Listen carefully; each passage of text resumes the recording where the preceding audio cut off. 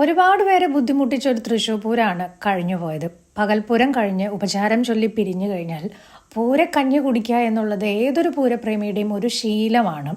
ഒരു തവണ നമ്മളിത് കഴിച്ചാൽ പിന്നെ അടുത്ത തവണ നമ്മളിത് കഴിക്കും. അതങ്ങ് ശീലമായി പോകുന്നുള്ളതാണ്. ശർക്കര, തേങ്ങാക്കൊത്ത്, മോരുകറി, മുതിരപ്പുഴുക്ക്, നല്ല മാങ്ങ അച്ചാർ, ചൂട് കഞ്ഞി.